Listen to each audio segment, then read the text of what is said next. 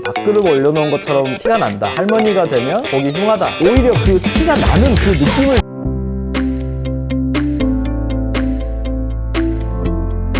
안녕하세요. 가슴속의 프라이드 성형계 서태일 프라이드 성형외과 대표원장 서현우 원장입니다. 안녕하세요. 네. 다른 사람들은 밥그릇 올려놓은 것처럼 티가 난다. 아니면 할머니가 되면 보형물만 남아서 보기 흉하다. 그래서 수술은 하고 싶지만 티나는 게 싫어서 아직도 고민하는 분들이 많이 있습니다. 왜 밥그릇 올려놓은 것처럼 티가 나는지, 티가 나지 않으려면 어떻게 수술을 해야 되는지 알려드리려고 합니다.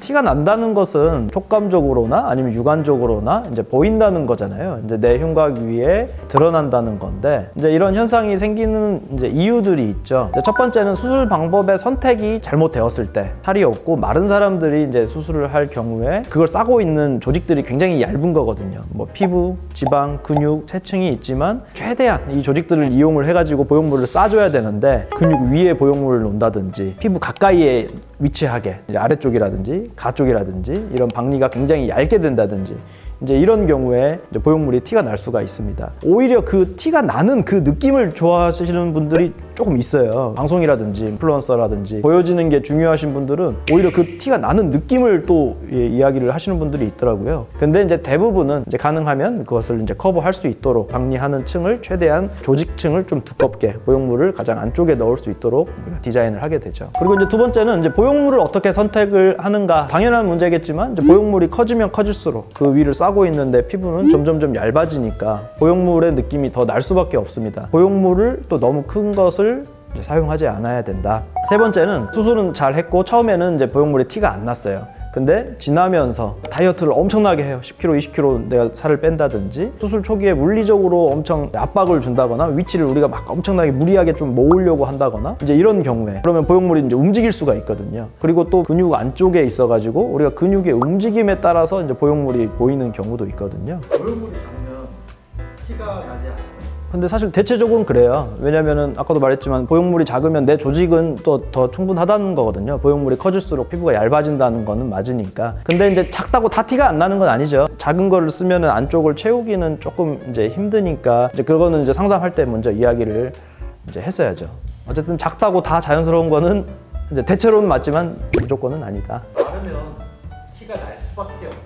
이제 마르면은 내 조직이 없으니까 이제 티가 날 가능성이 높다라는 것은 맞지만 결국에는 중요한 게 비율이니까 조금 마르시거나 아니면 체형이 작은 분들은 보형물 이제 그 기준 자체가 조금 이제 작은 쪽으로 옮겨갈 것이고 자연스러운 곡선이 만들어져야 되는데 이런 데가 진짜 보이면서 쏙 들어가신 분들이 있거든요.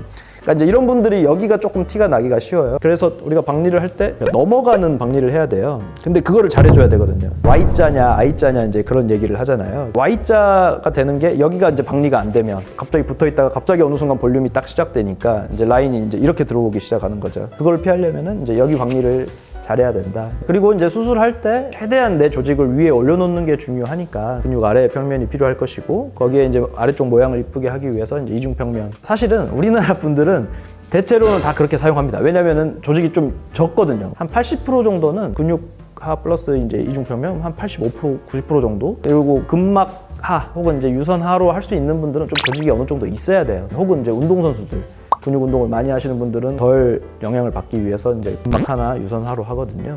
근데 이제 마르신 분들이나 이제 보통 분들은 좀 이제 최대한 아래로 이제 하게 되죠. 근육 아래로. 결론적으로 밥그릇이라든지 고속도로, Y자 가슴골 등 예쁘지 않은 형태의 가슴을 갖지 않도록 하기 위해서는 그러니까 전문의와 충분한 상담을 하셔야 되고요. 그래서 이제 나에게 맞는 보형물, 나에게 맞는 이제 수술 방법, 최적의 가슴 성형을 하는 것이 가장 티가 나지 않는 방법이라고 할 수 있겠습니다.